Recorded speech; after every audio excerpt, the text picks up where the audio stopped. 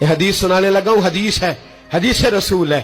جوان خاص کر کے ذرا میری بات پہ توجہ کرے، اور بزرگ خاص کر توجہ کرے جنہوں نے تربیت کرنی ہے. سنیں، حضور کی بارگاہ میں ایک نوجوان آیا ہے، یہ سنگ میل ہے حدیث، اس کو یاد رکھنا.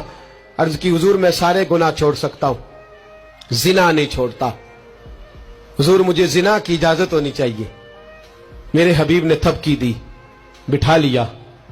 میں کہتا ہوں حضور نے گناہگاروں کو معاشرے سے کاٹا نہیں، ان کی تربیت فرمائی ہے، ان کی تربیت فرمائی ہے، ان کو قریب فرمایا. میرے حبیب کریم صلی اللہ علیہ وسلم نے فرمایا ادھر آ بیٹھ جا. بیٹھ گئے. حضور نے فرمایا تو پسند کرتا ہے تیری ماں کے ساتھ کوئی بدکاری کرے؟ حضور نہیں. فرمایا تو پسند کرتا ہے تیری بیٹی کے ساتھ کوئی بدکاری کرے؟ یا رسول اللہ میں آنکھیں نکال دوں گا. حضور نے فرمایا تو پسند کرتا ہے تیری بہن کے ساتھ؟ حضور میں کاٹ ڈالوں گا وہ ہاتھ جو میری بہن کی طرف اٹھیں گے.